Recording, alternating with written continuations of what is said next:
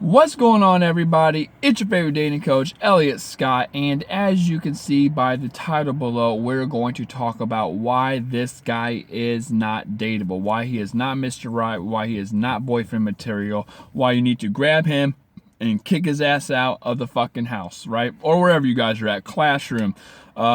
Maybe just kick him out of your fucking life in general. If this is someone who you are you're wanting to be with, but he has these signs, I'm telling you right now, or you're already with him, he is not long-term material. Okay, so before we even get into this, if you can, please subscribe below, click that red button. Also in the description is my 254-page ebook on how to attract guys, keep them long-term, why they do the things they do, so on and so forth. And lastly, right here somewhere up there, I want to make a poll. I just want to know what women think. What do you like most on a guy? Chest, abs, or arms? Okay, you just gotta click there. Bing, bang, boom, right? So jumping right into it, what makes someone Mr. Right and what makes someone Mr. Wrong? Okay, we're obviously talking about the wrong here, and to jump right in, I wanted to talk about the mindset of me versus we. Okay, when you're with somebody who actually cares about you and cares about you long term and wants to see the good, or the good for you, he's going to have a we mindset, like you and I, not a me selfish mindset. And if you guys follow me long enough and read my book, again, it's free, it's below, you know the me mindset is the unhealthy ego. It's the non-dateable guy. This is the guy that would probably cheat, manipulate, steal, flirt, and do all these things, argue with you all the time, bullshit you, yell at you, just not boyfriend material long term. Okay, and so what is the me versus we mindset? Me would be something like, I'm gonna, even though my girlfriend wants to watch this movie with me, I'm going to, she told me she wanted to watch this movie with me, I'm gonna watch it on my own, right? So let's say you and this guy have like a show you guys watch together, and you tell him, don't watch it without me, but he does it anyway. That's a me versus we. If he goes out and he gets himself something, he doesn't call or ask you or get you something, not that he has to do it every time, right? But he doesn't call, ask you, or surprise you with something, let's say he gets a candy bar, he doesn't get you at least a candy bar or something like that. That's a me versus we. You have to be, and I talked about this in another video, you have to be teammates. Don't think of it as soulmates, think of it as teammates. You have to look out for each other. You have to be there for each other through thick and thin. I don't mean that in marriage, in a marriage concept, but you have to have the we mindset. If you have to have a strong player, right? Like if she's getting held back, or him, or whoever it is, right? Him or her. If one of you are getting held back, the other one should be getting held back. If you're moving forward, the other one should be moving forward. That's how it should be. And if he doesn't see it that way, then you need to kick him out. You have to have the we, not me mindset. The second thing I would say would, a guy who's not in his masculine energy. Again, a masculine energy is someone who's driven, ambitious, goal-oriented. Someone who's in a good, healthy masculine energy has a healthy ego.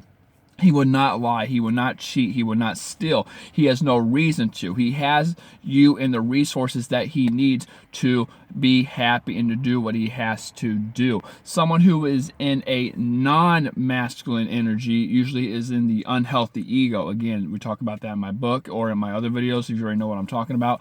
And this ego tends to be clingy, needy, manipulative, cheating, they liars, right? They use logic and they kind of bullshit you to lie, or they bullshit you, in the lies and stuff like that. And it's not about that. So if you're getting this vibe that this guy's not in this masculine energy, and I don't mean masculine like he has to have a big old beard and a flannel lumberjack. I don't mean that sense. I just mean how he carries himself.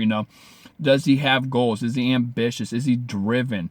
Does he like to be a provider and a satisfier? Again, that goes back to number one. It's a we, not me mindset. Someone who is in the masculine energy, because the natural men are naturally, from an evolutionary standpoint, are providers. We like to satisfy women. We closely relate our ego and our self-esteem to how well we satisfy women and provide for women.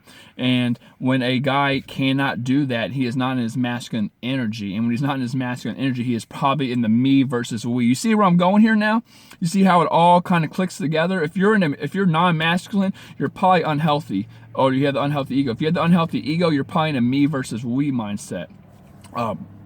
Favoring the me. You do not want that, okay? So the third thing, obviously, going with these, again, I want you to feel how all this kind of, molds and makes a fucking masculine, dating cake or baby or whatever fucking analogy you want to use. He doesn't make you want to be a better person, or you're not moving forward with him. Again, your teammates. And the goal in life, in my opinion, is to become the best version of yourself. If you're with a guy who doesn't support you, who isn't your corner man, who doesn't help you strive and push forward into becoming a better you, who doesn't challenge you, who doesn't push you to challenge yourself, this guy is not dateable, in my opinion. I would never date a girl, in my opinion, right? In my personal opinion, I would never, ever, ever, ever, ever, ever, ever date a girl who does not have a drive, who does not have ambition, who does not want to better herself in some way, who does not have a passion. I just cannot do it. That is just not something it's one of my deep moral values. I just can't do it. Okay, so you have to have a guy who wants to push you forward. Again, you're a team. You need that in your life. The only thing in life is to become the best version of yourself. You want to understand who you are fully as a human being, an entity, mindset. You want to be very clear and precise of your perception, your lens, and what's going on around you. You want to help others, so on and so forth. You need a guy who can help you do that, okay? The fourth thing would be he's not introducing you to his friends or family, okay? Now, this is obvious, and I don't mean roommate, right? I'm not talking about his roommate. I'm not talking about co-workers. I mean, he needs to be introducing you long-term, eventually, to his friends and family. A guy who does not do that means, or not a guy who doesn't do that, but when he doesn't do that to you, that means you are disposable, okay? There's no other reason why you're disposable, or you're embarrassed, or you're friends with benefits. You're nothing more. He thinks of you as a fuck buddy, and he's gonna kick you out long term. There's no other reason why a guy should not, when he's interested in a woman, there's no reason a guy should not introduce you to his friends and family. It's simple as that. I don't care what anyone says. That's how guys are. And finally, number 5 is, and I know I go through this. I've been through this on both sides. I know you've probably been through it on both sides, but if a guy can text you at 1:40 a.m. or 2 a.m., but he can't text you at 2 p.m. or 1:40 or 1:30 or 12 p.m., whatever it is, right? Noon. He can't text you then, but he can text you at night, midnight, anytime past night or past midnight, 1, 2, 3, whatever. Then that guy is looking for a booty call. He is not boyfriend material. Kick him the fuck out. He does not see you as anything more than a fuck buddy, and that's all he's going to use you as. In fact, I have a really good video I'm going to make in the future. I have from a client who did every single thing right? Now, this is before she came to me. But she wrote me an email thinking she had this problem, and I read it and I'm like, no, sweetie, like, you did every single thing right. It's the guy, and it's just the type of guy that you liked. It happens. You picked the shitty part, or the shittiest guy from the bunch, and he was just sexual and wanted a booty call. She did every single thing right. I would say 95% of the things right. She did. She held out. She didn't fall under pressure. She didn't lower her standards. She didn't change her mindset thinking, if I put out, this guy's going to be, no. She did every single thing right. It's just a shitty guy, okay? So I'm going to bring that up eventually. I don't know when, sometime in the future, but of course, as I was saying, if that guy is pulling that bullshit like he was with her, he's out. And of course she wants to be with him, but I'm telling her, that you can't change that guy, right? So with that being said, there you ladies go. I love you. Again, if you haven't, please subscribe. Just click right here below. Get my free ebook in the description. 254 pages on making men your boo, your sugar booger, whatever you want to call it, your long-term man, your boyfriend. I guess you could probably call it boyfriend, obviously. But you know, it gets in their mind. We talk about why they do the things they do, so on and so forth.